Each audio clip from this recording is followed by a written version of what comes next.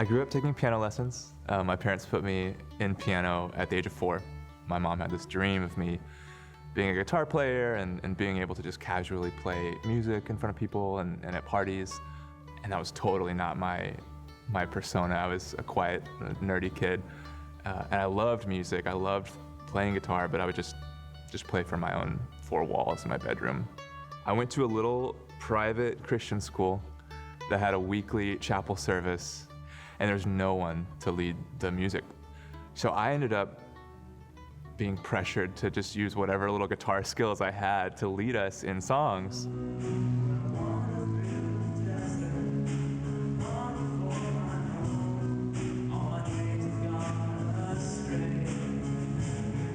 And the pastor of the chapel service came up to me and he said, "You know, Nathan, thank you so much for being willing to do this, but maybe don't sing into the microphone next time.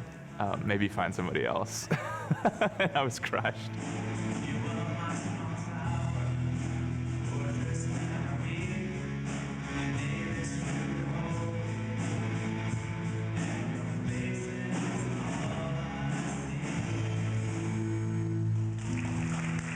I guess the next chapter was when I came up to college at Rice in Houston.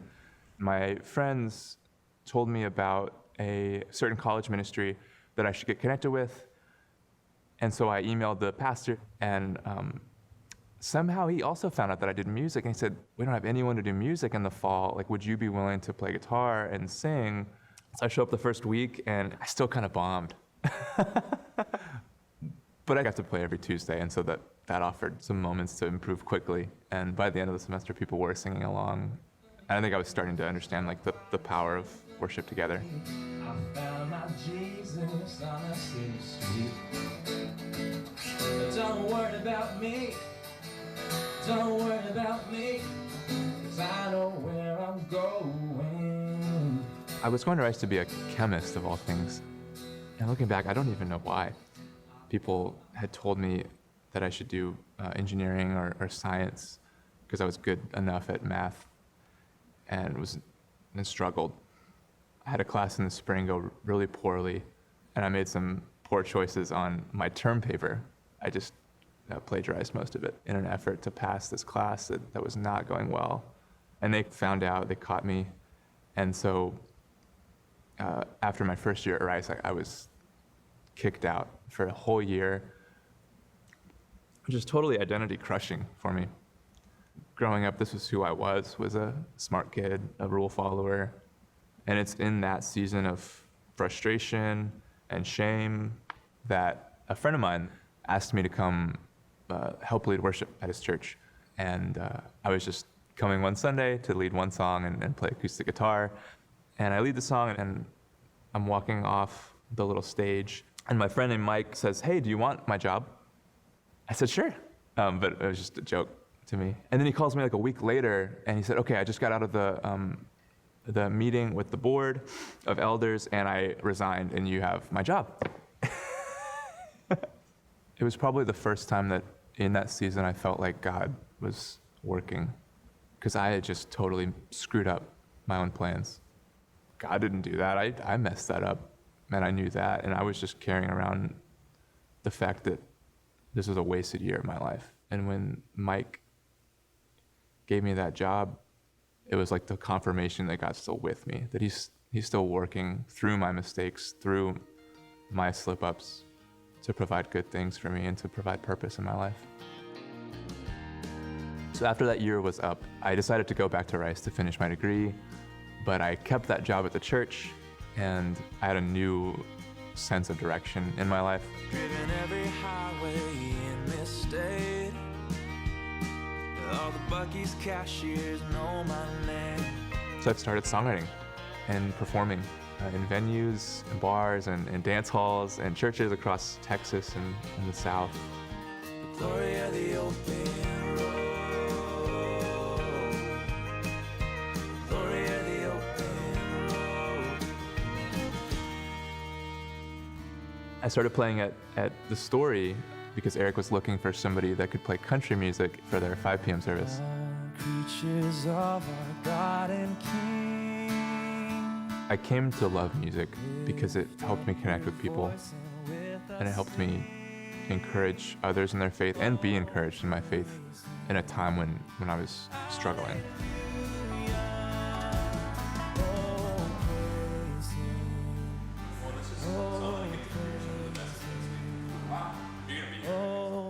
And the more I played at the Story, the more I found that this was the space where that was the most true, rather than in venues when I was constantly trying to sell myself and convince people that I was worthy of their attention.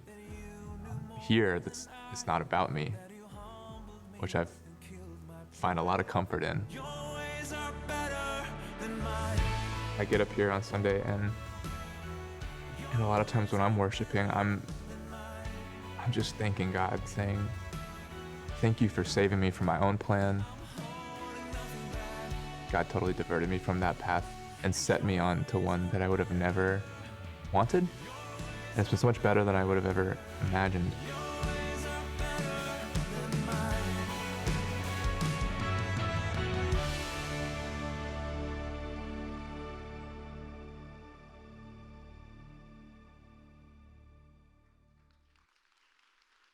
Hey, good morning.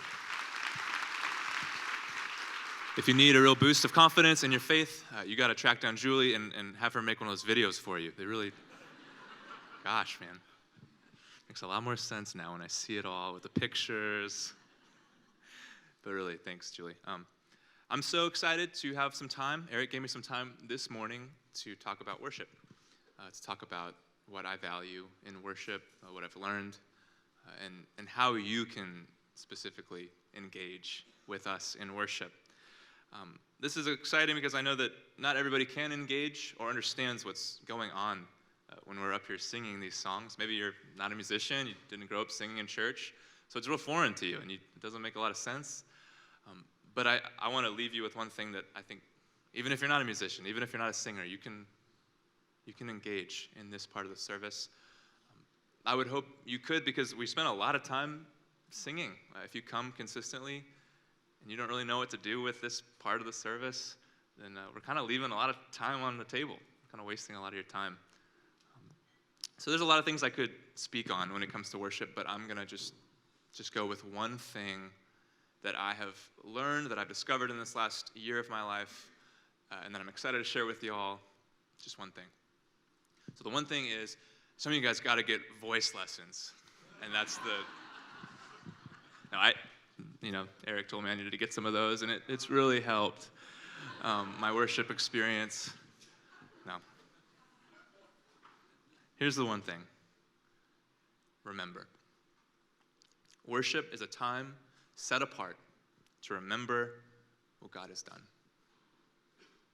God asks us to take time regularly out of our busyness to do this work of remembering, because he knows that it will not happen automatically. Our lives move forward so fast. I'm often so busy moving in the forward direction that I forget whole chunks of my story, big influential chapters, like the video you saw. I don't walk around as if that happened to me, as if God provided in the way he did. What would happen if I walked around with that memory of God's faithfulness in my heart? So God asks us to take time during our weekly worship to remember. In the Old Testament law, God builds in a weekly Sabbath day of rest and remembrance, and I want to share this quote with you on the purpose of the Sabbath. It'll be on the screen too. God, the designer of our minds, was surely taking into account the characteristic of human memory when he announced the fourth of the 10 Commandments from Mount Sinai. Remember the Sabbath day to keep it holy. God wanted to etch on our minds, on the minds of the Israelites, that he is the creator and redeemer of mankind. So he set aside a regular block of time for the rehearsal of these facts. Week after week, the Sabbath returns with a reminder of who God is. By celebrating these great truths again and again, we can remain constantly aware of them. This practice of remembrance for believers holds great power in our lives. And God warns us to take care lest we forget what he's done in our life. In looking at this word in the Bible for remember, I found out that the biblical meaning of this Hebrew word remember amounts to much more than just a cognitive recall. It's an active word, and it means rehearsing the fact. Remembrance is keeping these facts, the facts of your life, what God has done, in front of you and holding on to them as you move forward in your life. So I want to show you this practice of remembrance in the Bible by looking at the story of two generations of Hebrews in the Old Testament. The first generation of Hebrews are the ones delivered out of slavery, and they did not do a good job of remembering the good work of God. They were the generation for whom God split the Red Sea. God delivered them from their enemies as they walked across dry land where there used to be water. And yet, as they move forward, they don't take care to remember. And their faith ultimately is not strengthened by this miracle that God does. When they arrive at the promised land, they did not have faith that God would provide victory over their enemies. And they didn't get to enter the land that was promised to them because they didn't have faith. So we see, though, in a later generation of Hebrew, this practice of remembrance correctly, and it's modeled for us in a song in the book of Psalms. It's Psalm 77. I'm excited to share this song with you. The psalmist finds himself in a place of trouble, and in the midst of this trouble, he chooses to remember. Let's read it together. I cry aloud to God, and he will hear me. In the day of my trouble, I seek the Lord. I said, let me remember my song in the night. Let me meditate in my heart.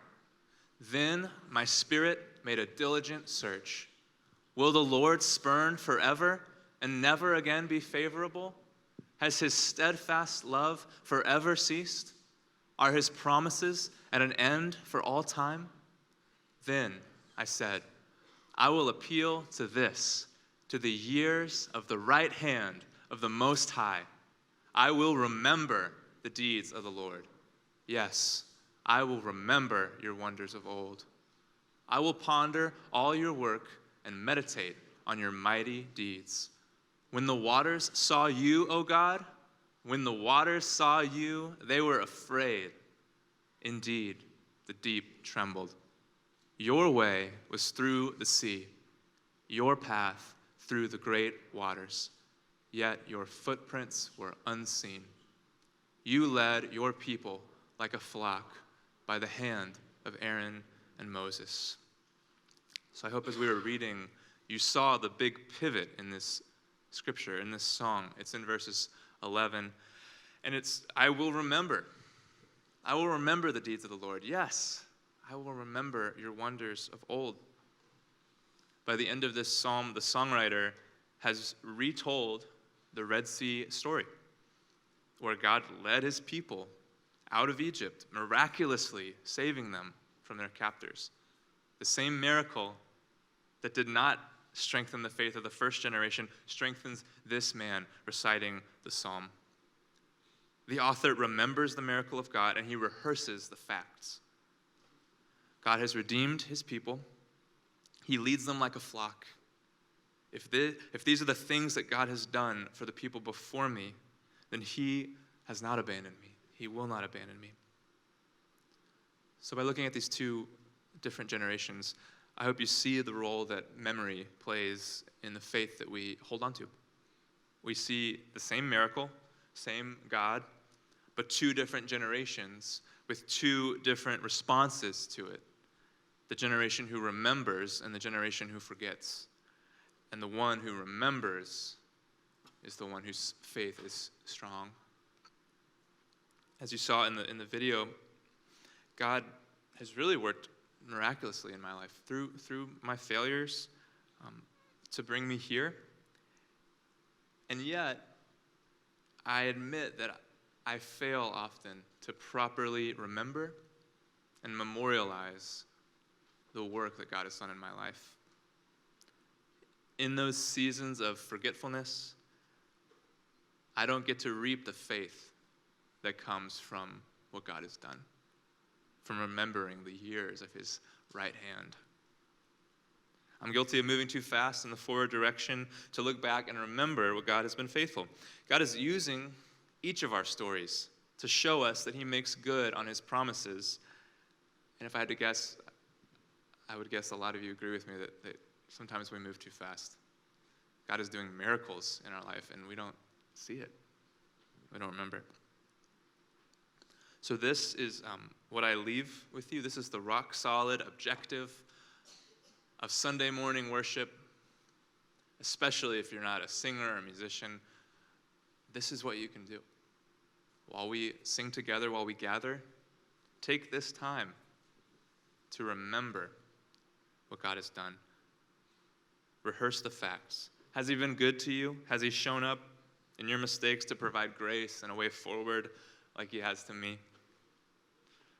It's easiest to not do this because you don't have time. But you're here right now. And this is what we're going to do, so I guess kind of forced. But take this time. We're going to pray silently together for a few minutes. Jason's going to play piano. And I would just challenge you to take this time of prayer and specifically ask God for remembrance. God, show me where I've forgotten your goodness in my story. The chapters that I've forgotten that speak to your redemption, to your redemptive power. Help me remember what I've forgotten. Would y'all join me now? We're going to pray silently together.